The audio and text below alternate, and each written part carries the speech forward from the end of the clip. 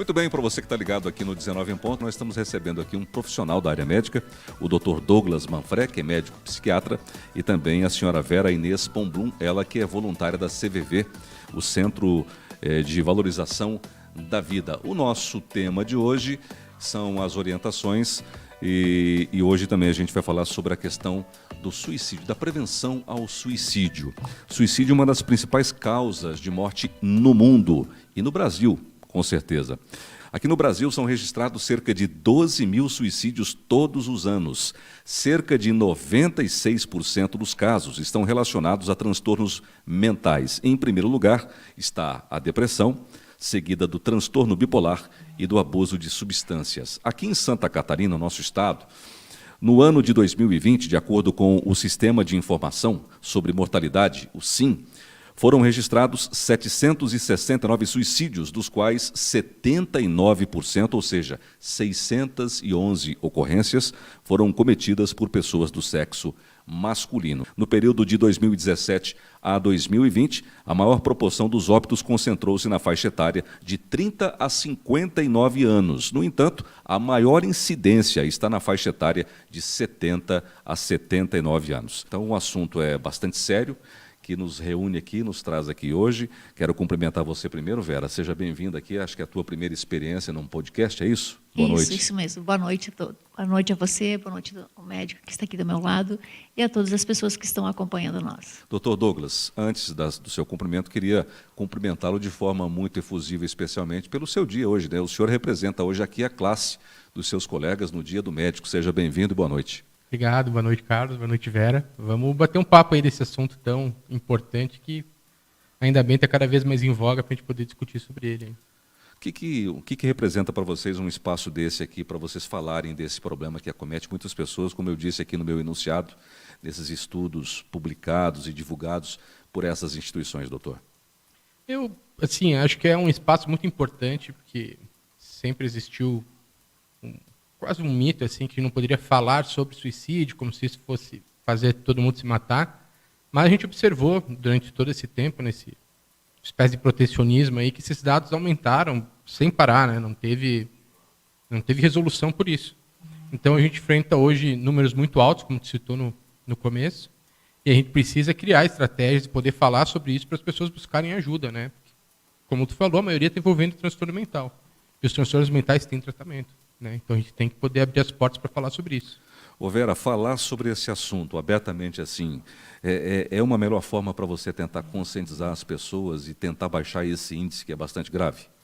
Com certeza, principalmente, como o Douglas falou, a tentativa de suicídio está ligada à questão de doenças mentais, né? Então, ninguém tenta suicídio por mero acaso. Né? Então, sempre tem uma razão. E está muito ligado às doenças mentais. E como o Douglas falou, um mito, era um tabu se falar sobre suicídio. E o que a gente vê com o passar do tempo, dos anos, isso está se tornando a conversa, o diálogo muito importante na prevenção disso. Sua profissão de origem é enfermagem. Sim, eu sou enfermeira. De enfermagem há quanto tempo, Vera?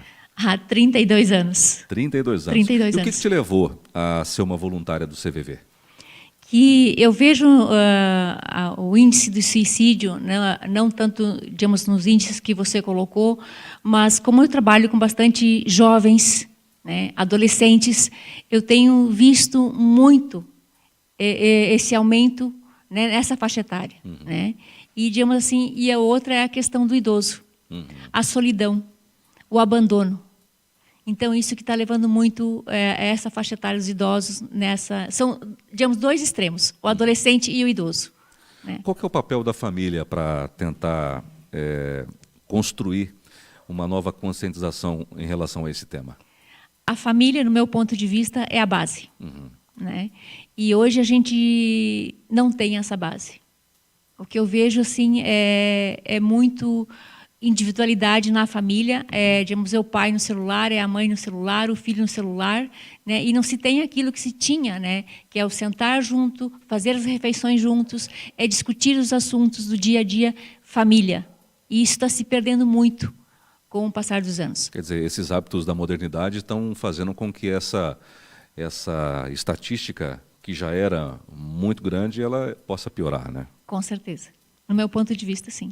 Ô Douglas, e você? Você também acha que a família tem um papel fundamental nesse sentido? Sim, é muito difícil tu tirar uma pessoa de uma situação assim, sem suporte externo, assim, né? Você precisa da família, não necessariamente a família de sangue, necessariamente, né? Mas você ter alguém para se apoiar, alguém que vai ajudar, que vai escutar, que vai estar junto. Tirar um pouco desse peso, ajudar a carregar um pouco esse peso que essa pessoa está carregando naquele momento, assim, né? É muito importante e poder falar, né? Nisso que entra a grande questão de ter pessoas próximas com quem tu pode se abrir, conversar sobre o que está sentindo, botar para fora, né? As causas do suicídio, elas podemos dizer que são multifatoriais. Nós não encontramos um culpado isolado, né, numa ocorrência de suicídio. Não tem como. Geralmente a gente vai encontrar alguma coisa que desencadeou aquilo, né? Sei lá, perder o emprego, tá se sentindo sozinho, um término de relacionamento. Aquilo é o que desencadeou o evento final.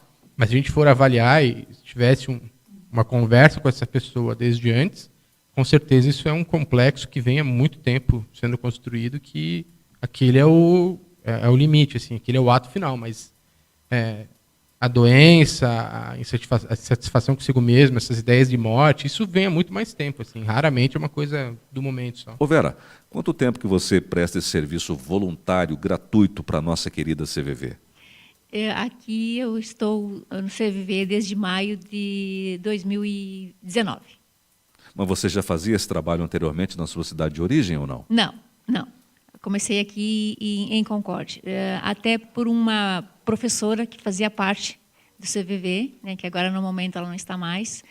E o que me chamou a atenção é ajudar as pessoas. E como foi comentado, a conversa não é só a família, é ter alguém para você conversar. E eu, no meu trabalho, as mulheres conversavam muito comigo. Então, essa falta de ter alguém para conversar, né, foi o que me buscou o CVV. Essa professora me levou a isso. E no CVV o que você faz é você escutar as pessoas que elas estão falando. É você dar o espaço para ela colocar o que ela está sentindo. Como que é o funcionamento da instituição? Quantas pessoas hoje estão aptas a fazer esse trabalho? Onde que fica a CVV? Qual é o número de telefone para que as pessoas possam ter um conhecimento? O CVV, hoje nós temos 29 membros, né? Ele funciona na casa ao lado do Memorial Atílio Fontana, né? E o telefone, que hoje é no Brasil inteiro, né, é 188. Certo. Né? Então, é uma central telefônica que a pessoa liga, alguém vai falar com ela. Exatamente. Então, tem lugares que funcionam 24 horas, cidades que funcionam 24 horas. Nós não temos ainda pessoal suficiente para nós trabalharmos 24 horas, né? Nós temos que ter a pessoa que quer se candidatar a ser um voluntário do CVV, ela tem que ter acima de 18 anos, né, e fazer o treinamento. E o treinamento, ela pode se inscrever no momento que ela quiser no site www.cvv.org.br. Ela pode entrar nesse site, se inscrever ali, à medida que sair um treinamento, ela vai ser comunicada. Aqui, especificamente falando de Concórdia, o atendimento da CVV, ele se restringe a apenas uma faixa etária? Vocês recebem ligações de pessoas de todas as idades? Como é que funciona, Vera? Digamos, nesse tempo que eu estou no CVV aqui em Concórdia, eu não recebi nenhuma ligação de Concórdia. Nunca? Nunca. Né? Então, geralmente do Nordeste, Rio de Janeiro, São Paulo, né? São diversos lugares, porque é um PABX. Né? E, às vezes, funciona que nem telefone. Você tem uma longa lista de espera de pessoas, né, que estão querendo falar com a gente. Então, não tem assim, as ligações, a pessoa não precisa se identificar, são totalmente sigilosas, elas não são gravadas, né, e a pessoa não precisa se identificar. Eu acho que é isso que é importante, que tem tantas pessoas que procuram falar. Né? Ela não precisa se identificar, e são diversos assuntos. Não precisa expor as suas particularidades, né? Não precisa. E se ela quiser colocar, ela pode também colocar, né? Mas digamos assim, a gente acompanha essas pessoas, é como se fosse, digamos, criar um vínculo de amizade. Entendo. Né? E muitas vezes elas ligam para vários lugares ao mesmo tempo, procurando aquela pessoa que ela teve mais afinidade. Certo. Vai pensando numa história que te impactou nesse tempo que você, nesse período que você presta esse serviço belíssimo para a CVV.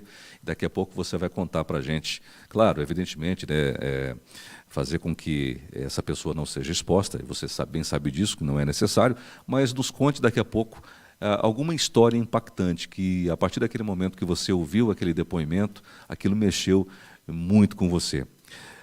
O Dr. Douglas, quais são os tratamentos hoje para as pessoas que sofrem de depressão? A depressão é uma das causas que levam ao suicídio? É a principal. O principal transtorno mental que leva ao suicídio ainda é a depressão, né, disparado. O principal tratamento, a gente vai dividir em graus da depressão, mas o principal tratamento é medicamentoso e, na maioria das vezes, psicoterapia associada. Né, é um tratamento conjunto, assim. O que vem a ser essa psicoterapia? Terapia, tanto com psicólogos quanto psiquiatras, alguns fazem também, que é a terapia geralmente semanal, tal, às vezes mais espaçada, às vezes menos, até 2, 3 vezes por semana, né, em que a pessoa vai lá para se abrir bastante, falar, entender as coisas que estão acontecendo, poder entender melhor o que está acontecendo com ela mesma, o que ela está sentindo, para tentar, enfim, entender melhor a si mesma e trabalhar esses sentimentos, essas coisas de uma maneira diferente, né? Depressão tem cura? Tem cura sim, né? A maioria dos tratamentos de depressão tem um prazo, assim, né? A gente usa a medicação por um período, faz lá tal, e depois para e segue a vida, assim, né? Dá para parar de tomar medicação? Dá para parar, não é para sempre. As pessoas acham que não, né? Não. Cria uma dependência de determinado medicamento Não. e não tem que parar mais, não é isso? Não, e os antidepressivos, eles não causam essa dependência, eles não têm esse risco. Por exemplo, vou usar tanto a dose por um mês e daqui no próximo tem que aumentar porque não faz efeito. Não, tem épocas que a pessoa pode estar um pouco mais, por outros motivos, mais triste, mais deprimida, vai ter que aumentar a dose, depois diminuir de novo. Mas são tratamentos com um período, assim, tem prazo para serem feitos, assim, né? Não são tratamentos para sempre. Quais são os sinais evidentes de que uma pessoa está precisando de ajuda, que está prestes a cair em depressão e, num estágio mais avançado, cometer suicídio? Assim, a gente tem que pensar assim nos sintomas da depressão mesmo, assim, né? Então, uma mudança assim é começar a ficar muito triste, muito isolado, não querer sair com ninguém, uma pessoa que às vezes era mais expansiva, de repente não sai mais, quer se isolar, só quer ficar sozinha, passa a perder o prazer das coisas que gostava antes, tem crises de choro muito frequentes, né? Começa a ter essa sensação de impotência, o pensamento de que não vale, começa a ficar derrotista. Muito negativismo, assim, a gente observa. Esses são os sintomas principais da depressão. Aí. O próprio autocuidado também, Sim, também. Higiene, uso de drogas, também. Álcool, drogas, também isso pode entrar de modo a quase uma automedicação das pessoas, assim, não propositalmente, né, mas pela sensação que a droga dá. E também a perda de autocuidado, não toma banho mais, né, fica a mesma roupa durante 2, 3 meses, semanas. Né, então isso acontece, sim. E o que o senhor orienta para as famílias que hoje vivenciam casos semelhantes com esses sinais que o senhor acabou de trazer aqui para o nosso podcast? O mais importante é levar para um profissional poder conversar e avaliar, né? Quanto mais cedo a gente iniciar esse tratamento, que nem eu falei, o suicídio é a ponta final do iceberg, mas aconteceu muita coisa antes para chegar naquilo. Quanto antes a gente puder identificar que a pessoa está deprimida, que ela precisa de ajuda, a gente vai dar o encaminhamento adequado, seja medicamentoso, seja só terapia, ou seja os dois juntos, para poder fazer isso, e aí buscar um tratamento e evitar que se chegue àquele ponto. Sem essa ajuda de profissionais como o senhor na área de psiquiatria e também da Vera e os colegas da CVV, não tem como sair de uma crise depressiva? Se você estiver realmente deprimido, é muito difícil. Difícil. As pessoas elas tendem a se prender a alguma coisa, né? Tem pessoas que vão buscar isso na fé, que vão buscar isso em outras coisas. Isso também, às vezes, ajuda a tirar pela sensação de pertencimento. E aí, de novo, pelo diálogo, não necessariamente conosco, mas com isso. Mas o tratamento principal é com a gente. Né? O que não se deve falar para uma pessoa depressiva?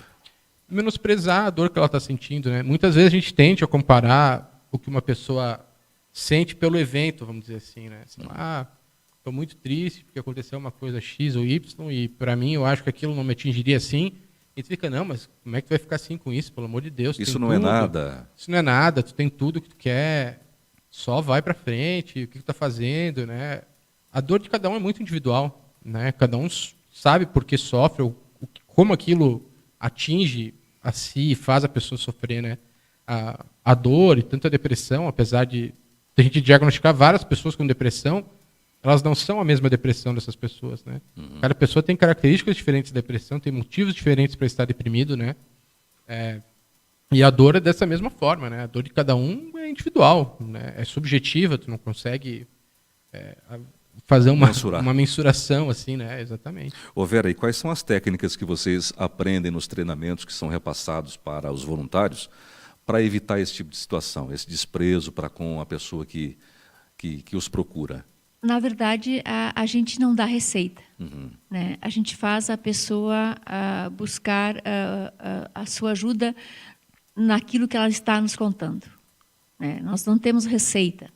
Então, assim, ela e não tem resposta para tudo? Não. Às vezes o silêncio é a melhor palavra. Às vezes, a melhor coisa é você escutar. Ser um ouvinte. Um ouvinte. Porque a maioria das pessoas que nos ligam, elas querem conversar. Querem desabafar. Desabafar. E colocar tudo aquilo ali. E, na verdade, o que a gente ouve, né? A gente não dá conselhos, né? Nós não indicamos médicos. Né?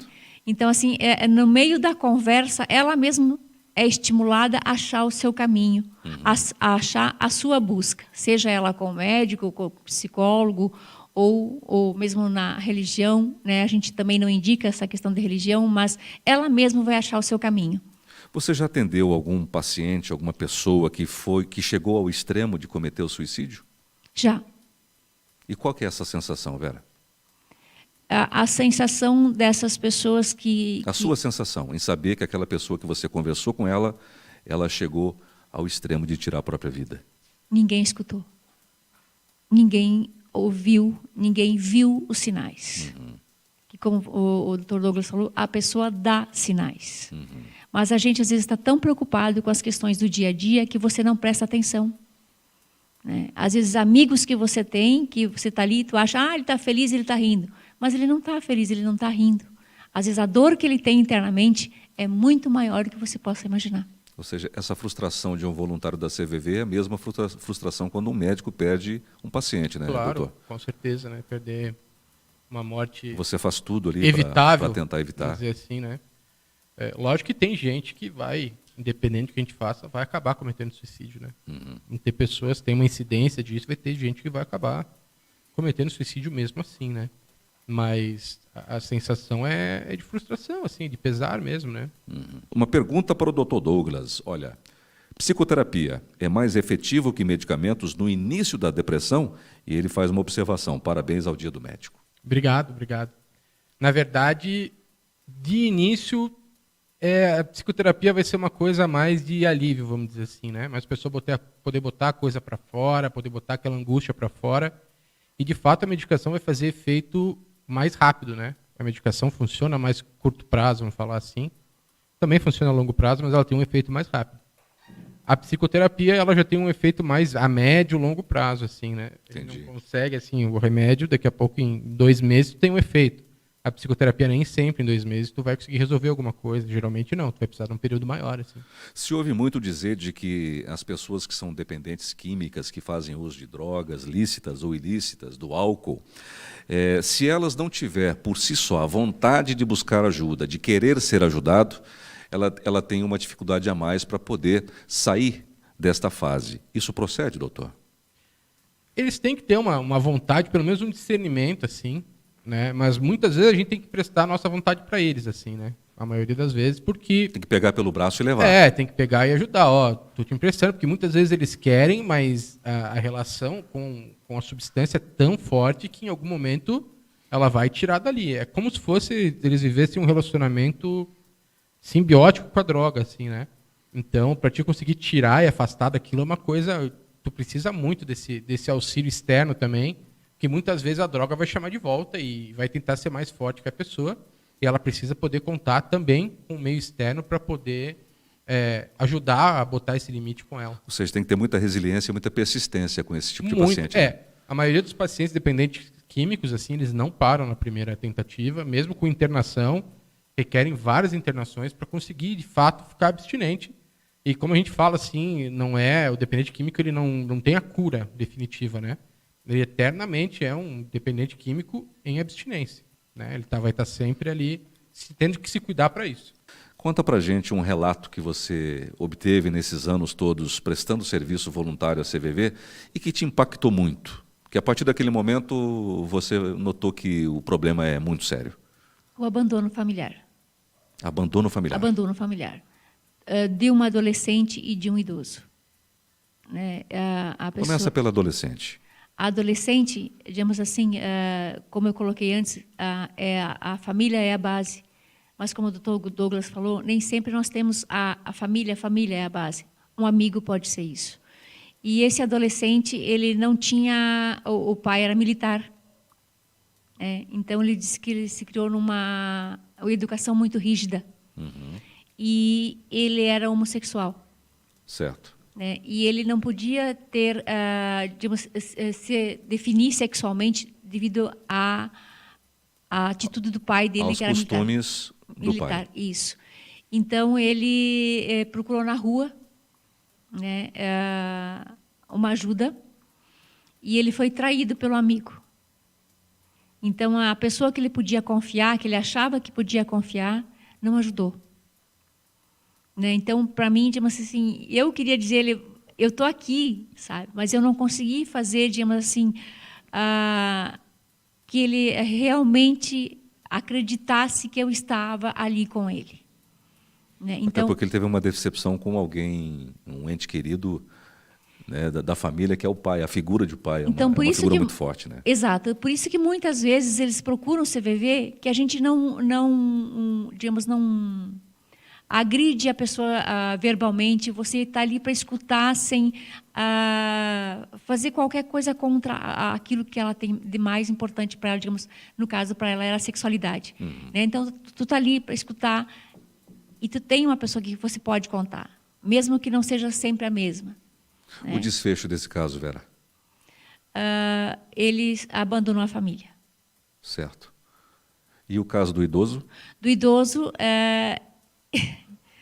a gente vê muito isso na nossa região e acho que a família ela abandona o idoso porque ele é velho, ou seja, ele já prestou o serviço que ele tinha para prestar. Então, ele não serve mais. Então, eles jogam o idoso em qualquer canto, sem receber o cuidado que lhe é merecido. Né? E muitas pessoas, às vezes, só querem o dinheiro dele, da aposentadoria dele. Tem uma passagem do padre Fábio de Mello, um dos podcasts que ele participou, que ele falou que a gente só vai enxergar o amor das pessoas para a gente depois que a gente perder a utilidade. Né? Perdeu a utilidade, acabou o amor. Exatamente. Isso acontece muito. Acontece sim. E daí tu vê, diz, não, os meus filhos não vêm mais me visitar. Eu nem conheço meus netos. E eu dei tudo para o meu filho. Eu dei estudo, eu dei comida, eu dei casa, eu dei o principal, que era o amor. E ele não me devolveu isso. Não que eu esperasse que ele me devolvesse. Não que ele cobrasse isso, mas era uma questão de dignidade, né? Mas eu queria pelo menos receber um abraço do meu filho. E esse caso, qual foi o desfecho? Ele foi para um asilo. Doutor Douglas, como diferenciar um baixo astral de um caso grave de depressão? Tem como? Principalmente nesses sintomas que eu falei, assim, porque tristeza, ansiedade, são coisas que todo mundo vai sentir em algum momento da vida. Em vários momentos, na verdade. A gente fica triste, a gente fica ansioso com coisas, angustiado com outras. Esses são sentimentos normais. Agora, a partir que isso se torna quase que, vamos dizer, uma coisa que toma teu dia mais do que seria momentos tristes ou momentos angustiantes, passa períodos grandes assim, passa a ter um prejuízo na tua função social, no teu trabalho, em tudo isso, aí tu tem que começar a abrir o olho que esses são os indícios mais importantes. Assim. Existe uma fase da doença em que se procura primeiro um psicólogo e posteriormente um psiquiatra, ou não tem nada a ver? Não necessariamente, assim. A gente costuma indicar, assim, se for pegar os guidelines de tratamento, assim, quando é uma depressão leve, geralmente indicaria só psicoterapia. Mas nem sempre é assim, porque depende do sofrimento da pessoa, depende de tudo isso. Não tem necessariamente uma porta de entrada que seja mais correta, assim, né? Tanto indo via psicólogo, psiquiatra, independente disso, a pessoa procurar ajuda é mais importante, depois a gente avalia. Eu ia dizer isso, o mais importante é você ir atrás do seu problema, no caso da CVV também, né? No CVV também, mesma coisa. Mesma coisa. Liga, conversa, depois você vê o que tu vai fazer e tal, né? Mas tu precisa... Essas são portas de entrada, assim, né? Tu tem que poder ter esse espaço. Ô Vera, esses problemas de depressão que são relatados para vocês, voluntários, eles geralmente eles não são relatados para a família ou para alguém mais próximo, eles vão direto em vocês ou não? Não necessariamente. Geralmente eles têm vergonha, eles têm medo, né? E eles procuram o CVV justamente porque ali eles não são julgados. O julgamento. O julgamento. O que mais pesa é o julgamento. Que é aquela questão que o senhor falava do menosprezo, né, do problema. Existe ainda hoje, apesar de tudo que a gente vê por aí, propaganda do CVV, propaganda de Setembro Amarelo, tudo isso, ainda existe uma ideia muito assim que tá deprimido é coisa de louco, vou no psiquiatra, no psicólogo eu sou louco, ou que é uma fraqueza, existe isso, né? E, na verdade, não tem nada a ver. O assim, que os né? meus amigos vão falar, se souberem que eu fui no psiquiatra. Exatamente. Porque eu tô... Meu Deus, o que vão falar se eu achar que estou deprimido? Como é que eu posso estar deprimido? Aí tu entra nessas coisas, né? Porque eu tenho tudo, porque não sei como é que eu estou deprimido. Né? Não é uma escolha, é uma doença. A gente falou há pouco sobre medicamentos, né? Existem outros tipos de tratamentos, por exemplo, mudar a alimentação, exercícios físicos, isso contribui, colabora? Sim, contribui bastante. Hoje se estuda bastante a questão do intestino em relação a doenças psiquiátricas de maneira geral, assim, né, como se fosse o segundo cérebro, entre aspas, que o pessoal fala, né? E se observa um impacto importante, assim, e exercício físico, sem dúvida, né? Quem pratica exercício físico a longo prazo tem níveis mais altos das substâncias, vamos dizer, dos neurotransmissores que serotonina, noradrenalina, tudo isso, a própria endorfina que libera no exercício, tem impacto muito importante na ansiedade, na depressão, em todos os transtornos mentais de maneira geral. Que não dá para ficar parado, né? O que não dá para ficar parado. Em hipótese alguma. Tocando nessa tecla do isolamento, aumentou muito os casos de depressão por ocasião da pandemia? Vera pode falar daqui a pouco, doutor? Eu acho que, assim, não tem números disso ainda, porque é algo muito recente, a gente está vendo acontecer. Tem uma estatística. Mas eu diria que sim. Tanto comportamento suicida, automutilação... quadros depressivos, agravamento de pessoas que estavam estáveis e depois da pandemia, que o isolamento voltaram a ter um quadro ativo, pessoas que não tinham e desenvolveram a partir disso, né, tem aumentado bastante, sim. E qual que é a diferença da síndrome do pânico para a depressão? A síndrome do pânico, na verdade, é uma síndrome de ansiedade, né? Ansiedade. Aí ela vai envolver outras coisas, assim, vai envolver a questão daquela angústia no peito, ataque cardíaco, né? Aquela sensação de temor nas mãos, que vai ter aquela sensação de morte, que tu acha que vai morrer, está tendo um infarto, vai ficar louco, tal. Então ela se encaixa em outro grupo, assim. Né? Ela Mas leva também ao suicídio? Pode levar também, transtornos ansiosos também. Eles podem... Esses diagnósticos nem sempre são isolados, né? A pessoa pode ter uma síndrome depressiva e ter um transtorno de pânico, ou ter crise de pânico, né? Eles se comunicam entre si, assim, apesar da gente estudar eles de forma separada, né, e dar os nomes separados, eles são interligados entre si. O senhor atende mais particular, ou o senhor também tem um atendimento público, né, no CAPS? Sim, até no CAPS em Seara. E como é que o senhor vê essa questão? A incidência de pessoas que o buscam, que o procuram, as camadas mais humildes, a procura é maior? Não necessariamente, não tem nada a ver? Em função até do agravamento que a pandemia ela passou a ter na vida das pessoas, com a dificuldade de você ter recursos para subsistência. Sim. Isso sim. Notou? Isso teve impacto grande, né? A questão assim de desemprego, problemas financeiros, né? E geralmente, não é sempre, mas geralmente as pessoas mais humildes muitas vezes têm estruturas familiares mais frágeis, né? Uhum. Então isso também impacta bastante quando a pessoa vai lidar com isso, assim, ela tem mais dificuldade em lidar com a situação, acaba aparecendo mais. Na sua opinião, que balanço que vai ficar pós-pandemia, doutor? Eu acho que vai ter bastante impacto ainda de saúde mental para ser visto, né? Que pelo número de falecimentos, tudo isso que teve, foram assim enterros sem velório, né? Coisas mais isoladas, então ainda vai ter um impacto grande assim desse luto depois do medo, até acredito de transtorno de estresse pós-traumático, essas coisas ainda vão aparecer bastante. A pandemia não tirou apenas os entes queridos do nosso convívio, né? Ela tirou um pouco da paz de espírito também das pessoas, né? Sim, totalmente, né? A gente costuma dizer que No caso do suicídio, assim, a cada suicídio, pelo menos, no mínimo, assim, 6 pessoas são atingidas, né? Cada pessoa que se mata. Geralmente esse número é muito maior, assim, se for 30, 40 pessoas, Os até números mais. são subnotificados. São Por quê, subnotificados. doutor? É porque, na verdade, o suicídio em si é quando tu vai encontrar alguma coisa muito específica indicando isso, né? Mas tem muitos acidentes de carro que eu tenho certeza que são, né? Além dos comportamentos suicidas que a gente chama, né? Que a pessoa, por exemplo, vai lá e vai incitando alguém a arranjar uma briga até o cara ser baleado, ou até o vizinho, outra pessoa ir lá e matar ele. Isso acontece Quer dizer, também. o objetivo dele é esse. O objetivo é a morte, mas ele não consegue, ele não se mata. Ele não tem a coragem, de repente, de cometer o ato. Ele se mata de uma maneira indireta, assim, né? Entendi. Ô Vera, e lá na CVV aumentou muito o número de pessoas que buscaram vocês durante a pandemia? Aumentou bastante. Digamos, agora em setembro, nós tínhamos a média de 1.200 ligações mês. Agora, em setembro, a gente teve 1.700 ligações. 500 a mais. 500 a mais. E cada vez mais vem aumentando o número de ligações. E o que dá é muita gente na linha de espera. Então, a gente está tentando cada vez mais ter mais voluntários, né, para ajudar a gente. E tem horários nobres que a gente considera que são das 23 em diante.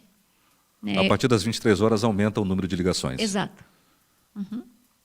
Poxa vida, está aí um dado que eu também desconhecia. Isso porque você acredita que esse horário é um horário escolhido especificamente para que a pessoa possa se abrir mais? Eu acho assim que é mais, digamos assim, as pessoas da casa em si, elas estão dormindo, então você pode falar que ninguém está ouvindo nada, Entendi. né?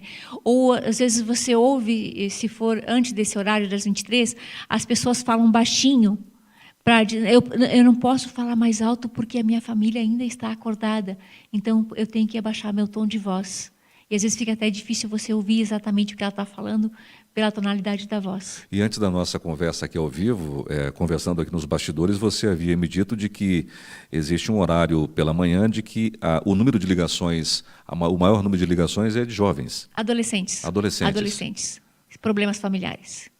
Puxa vida. Aí, mamães e papais que estão acompanhando a gente, conversem mais com seus filhos. Atenção maior para os seus entes queridos. Aliás, quero abrir um parênteses aqui também e mandar um forte abraço para o Dr. Paulo Manfré, que é pai do nosso convidado Douglas, que deve estar acompanhando você agora, né, Acredito Douglas? que está aí. Um abração para ele. Você Para ele e chegou- para a mãe. A dona Ana. É isso aí. Ele te influenciou muito na profissão que você escolheu ou não? Por que pareça, não.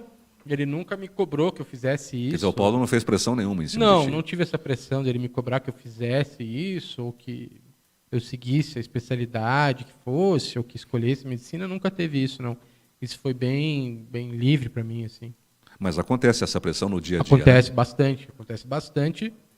E geralmente, assim, a gente tem que poder respeitar, principalmente no adolescente, que é quem faz vestibular ali 17, 18 anos. São pessoas que não têm, como tu decidiu, o que tu vai fazer do resto da tua vida com 17, 18 anos, né? Tu não tem essa capacidade. Tu está saindo ali de um momento difícil, que é a adolescência, onde teu corpo está mudando, tu está mudando teus interesses, tu está se descobrindo de uma maneira diferente e querem que tu decida o que tu vai fazer o resto da vida, né? Então, é uma coisa muito pesada. Eu acho que quanto mais tu puder permitir que essas pessoas, que esses adolescentes sejam honestos com eles mesmos, assim, né? Deixar eles serem eles, assim. Eu acho que isso é importante e que ajuda bastante nesse sentido. Entendi. E Um vocês se abração dão bem, pra os médicos, os psiquiatras, de uma forma geral? Acho que sim. Psiquiatra é mais tranquilo, assim, geralmente. Não é mais... É Apesar- mais diferentão, vamos dizer Apesar assim. de cuidar de casos bem graves, o psiquiatra tem que ter um equilíbrio, uma formação muito ajustada, né, doutor? Douglas? Tem, mas isso faz parte da nossa, vamos dizer assim, da nossa anormalidade, entre aspas. Assim. Eu não gosto desse termo, mas de certa forma é isso. Assim. Faz parte para a gente poder entender e ser empático com todo esse pessoal. Tem que ter isso também.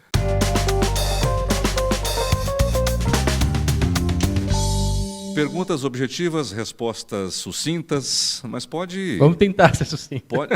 Pode melhorar a resposta também, pode dar uma resposta aí com requinte de qualidade, não de crueldade. Vamos lá, doutor. Apenas pessoas que apresentam transtornos mentais podem cometer suicídio? Mito ou verdade? Isso é mito, né? A grande maioria, 96%, 97%, tem transtorno mental, né? Tem alguma doença mental. Mas isso não impede outras pessoas de tentarem também, né? Eventualmente acabarem tentando ou até conseguindo. É a minoria, mas existe sim essa causalidade. Então é mito. É mito. Uma pessoa que tentou tirar a própria vida sempre voltará a tentar? Mito ou verdade? Vamos dizer que é um mito, mas é um pseudo-mito. A gente não tem como prever por isso, né? O principal fator de risco pro suicídio é uma tentativa prévia, né? Isso aumenta muito a chance. Agora, não quer dizer que essa pessoa necessariamente vai acabar cometendo suicídio de novo, mas a gente toma mais cuidado, geralmente. Vera, conhece muitos casos de reincidência de tentativas? Sim, há um planejamento. Planejamento. Planejamento. E o que eles falam para você? Dentro desse planejamento, como é que é a cabeça deles nesse sentido? Eles sempre procuram um jeito de ir até o final. Sempre Sempre. buscando sempre. o objetivo final. Exato, que é a morte. É o cessar da dor. Não é a morte em si, mas é parar a dor. Incrível. Mais um mito ou verdade? Falar de suicídio é uma má ideia e pode ser interpretado como encorajamento? Não. Isso É um mito. mito. Isso é uma coisa antiga que vem lá da história do jovem Werther, lá do livro do Goethe, que falaram que naquela época lançou o livro e todo mundo tentou se matar, tal, teve um disparate de suicídios na Europa lá. Mas, na verdade, não. A gente tem que poder falar sobre isso para poder trazer prevenção. Lógico, ninguém vai ficar dando detalhes sobre isso, né? Mas a gente tem que falar sobre o assunto, falar sobre os números alarmantes, tem que poder falar sobre isso para poder combater isso. Eu cheguei a trabalhar numa emissora de rádio, na minha profissão de radialista, e em determinados momentos era proibido na grade de programação falar de suicídio. Se tivesse algum caso, você tinha que omitir a causa mortis e não falar. Ainda mais porque na região em que trabalhei, e aqui me parece que também tem uma incidência muito grande de pessoas que... O índice aqui é muito grande, né, Vera? Então, à época, o diretor da rádio proibia da gente falar em suicídio. E agora, pelo contrário, vocês estão aqui no programa, no podcast, falando abertamente desse tema. Exatamente. Isso é muito importante. É importante para que as pessoas tirem essa questão reclusiva, exclusiva, né, do suicídio, ou da doença mental, de qualquer forma, né, que traz isso, essa chaga quase assim para a pessoa. Até porque né? o objetivo nosso aqui não é incentivar ninguém, né, Vera? Com certeza. A gente quer incentivar, fazer com que as pessoas saiam desse buraco, né? Exatamente, e a escola eu acho assim um lugar excelente para falar sobre isso. Apesar que a gente tem escolas que a gente não fala sobre suicídio. Ainda tem. Pois é, mas vamos melhorando essa questão. A maioria dos episódios acontece de repente, sem aviso prévio, doutor? Mito ou verdade? Isso é um mito, né? Como eu falei, assim, são sinais. Muitas vezes a gente não percebe por N motivos, né? Não é. Isso traz um sentimento de culpa muitas vezes, assim, né? Essa questão, o que eu não vi, o que eu falhei, o que eu não percebi. Mas às vezes a gente não percebe mesmo, né?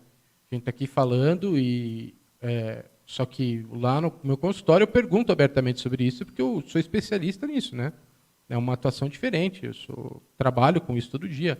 Agora, tu não pode esperar que uma pessoa que trabalha com outra coisa, ou que faz outra coisa da vida, vá ter a mesma abordagem que eu tenho no meu consultório, porque são pessoas, né? Não são profissionais na área, né?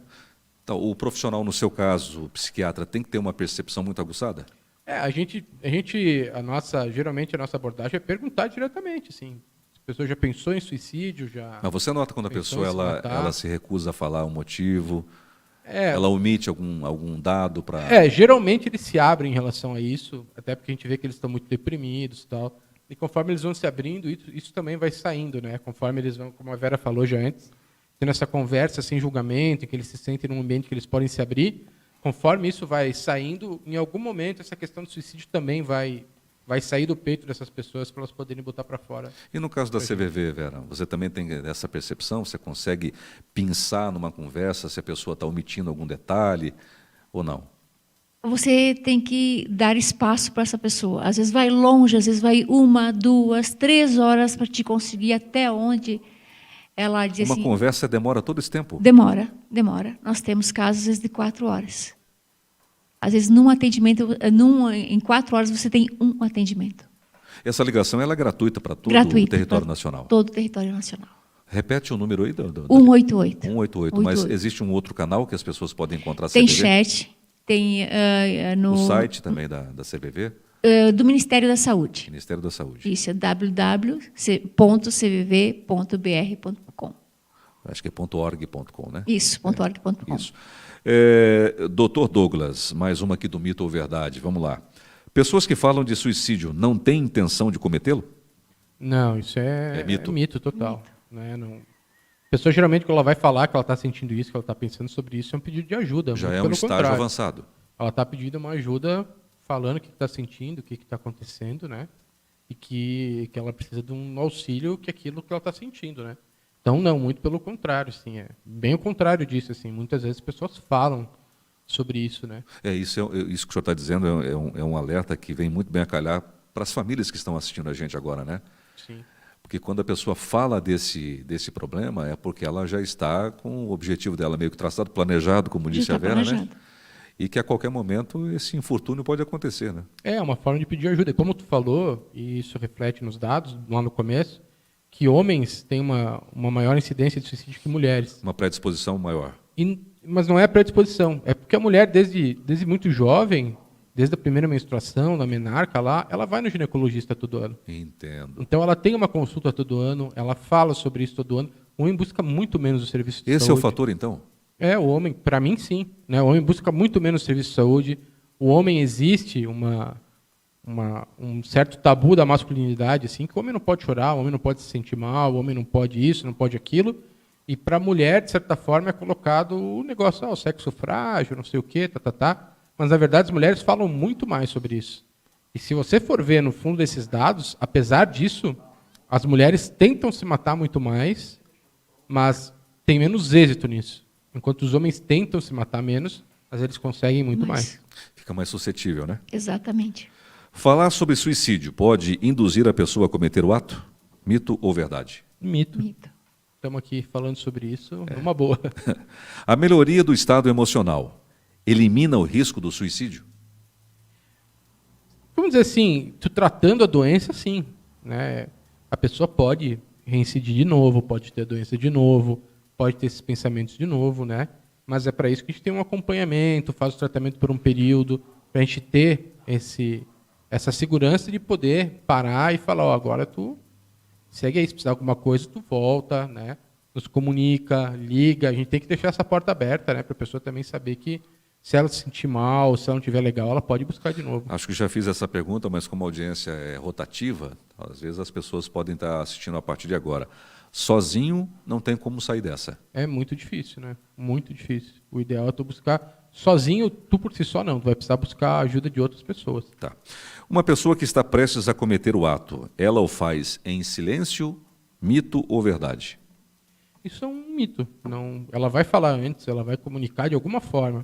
Não necessariamente ela vai falar, eu quero me matar, mas ela vai dar sinais disso. Ela vai se mostrar diferente, ela vai, às vezes, vai ter essa automutilação, se corta, às vezes ela vai estar parecendo deprimida, como a gente falou antes, tudo isso, né? Ela tem vários sinais, assim, como a gente falou. O suicídio é o ponto final dessa trajetória que é muito complexa e com certeza havia muito mais tempo. Você ouve muitas afirmativas de que a pessoa vai cometer o ato? Sim, sim. Eu vou me matar. E aí, como é que é o teu jogo de cintura, a tua flexibilidade para ir conversando, tentando demover ele dessa ideia? Você descobrir a causa. Ela mesma acaba dizendo, eu vou me matar por causa disso, isso, isso, isso. Mas daí, o que aconteceu? Por que você chegou a isso? Você conversou com alguém? Você buscou a ajuda de alguém?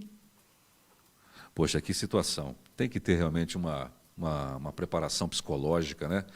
Muito grande para poder trabalhar com essa área aí. Porque a pessoa está muito fragilizada, né? Com certeza. E daí a importância também de quem está do outro lado da linha ser muito bem preparado. Porque se você é fragilizado e você liga para alguém que te bota mais para baixo ainda, isso não acontece na CVV. Por isso que a gente vai repetir aqui o número 188, ligação gratuita, trabalho voluntário gratuito das voluntárias da CVV. Você trabalha 4 horas por dia, o teu turno? 4 horas. Cada voluntário, 4 horas. Cada voluntário, 4 horas. São 29 pessoas aqui em 29 Concórdia. pessoas. Muito bem. Após o tratamento, doutor Douglas, não há risco de novas tentativas? Mito ou verdade? É um mito. Sempre há risco de existir, né? Uma recidiva, um novo tratamento, mas o tratamento elimina em grande parte esse risco, né? E a partir do momento que se estabelece um tratamento bem feito, que teve um vínculo com o paciente, teve um vínculo com a pessoa, a chance dessa pessoa chegar a cometer o suicídio sem buscar ajuda antes diminui drasticamente, né? Mais uma, estamos já terminando aqui. Alta exposição em redes sociais pode ser um sinal de pedido de socorro? Mito ou verdade? Eu acho que é um mito, tá? A alta exposição em si não. Talvez falar sobre isso, buscar muito isso em redes sociais, buscar muito isso na internet, no YouTube, no Google, São essas sinais. coisas todas, isso são sinais. Mas é aquelas pessoas que vivem sempre sorrindo, mostrando felicidade absurda, 100%, 24 horas por dia. Essa, na verdade, é a configuração da rede social, né? Acho que além da saúde mental, assim, ela é ruim para a saúde mental, mas é a configuração da rede, né? A rede foi feita para isso, para todo mundo fingir que é feliz o tempo inteiro e vender isso e ver se... E ao contrário também tem pessoas que falam na própria rede social de momentos de tristeza, aí tem que acender a luz vermelha. Isso, quando começa aqueles desabafos na rede, essas coisas, tem que abrir o olho para saber se a pessoa está legal, se é só um desabafo de alguma coisa que ela já passou, tem que estar com o olho aberto. Última pergunta, essa é para você, Vera. No caso da CVV, não é preciso conhecimento específico para ser voluntário? Não, qualquer pessoa pode ser voluntário. E o que precisa? Boa vontade? Boa Disponibilidade vontade, de tempo? disponibilidade de tempo e ter maior que 18 anos. E ser apaixonado pelo ser humano? Com certeza. Pela vida? Pela vida, Então, tá principalmente. certo. Quero agradecer imensamente vocês, doutor. Foi um prazer conhecê-lo. Até então eu conheci apenas os seus genitores, né? O seu pai e a sua mãe. O seu irmão eu também não conheço. Mas sabendo da árvore de onde o senhor veio, a gente sabe que o senhor tem um grande coração, uma grande alma e faz um grande trabalho. Quero mais uma vez aqui externar o meu carinho para a família Manfré e desejar todo o sucesso do mundo para o senhor. Obrigado, Carlos, pelo convite. Obrigado a Vera também por ter vindo para a gente poder bater esse papo, né? Obrigado a todo mundo que participou. Ô Vera, obrigado pela sua presença. Também tive o prazer de te conhecer no dia de hoje e mais uma vez aqui pedir ao nosso grande arquiteto do universo que te cubra de bênçãos aí, você, todos os seus colegas da CVV, e que essa instituição ela possa crescer cada vez mais em quantidade de pessoas e em qualidade também, para que a gente consiga, aos poucos, como um grãozinho de areia, cada programa desse, a cada telefonema que você atende, diminuir essa ansiedade, essa negatividade das pessoas que procuram vocês. Eu também agradeço o convite e vou te dizer mais. Tem o genitor de alguém que está por trás disso tudo. Ah, é? Com O certeza. Dr. Paulo. Dr. Dr. Paulo é presidente Eu da agradeço. instituição? Ele é o presidente da instituição, não é? Ele tem uma instituição mantenedora do CVV, que é a Navicom. Ele é o presidente. Oh, que maravilha. Ó, Paulo, estou te admirando cada vez mais, cara. Pessoal, obrigado, uma boa noite a todos, bom descanso. O 19 em ponto volta na próxima segunda-feira. Grande abraço, obrigado Ciacom, obrigado Flama Publicidade e até a próxima segunda.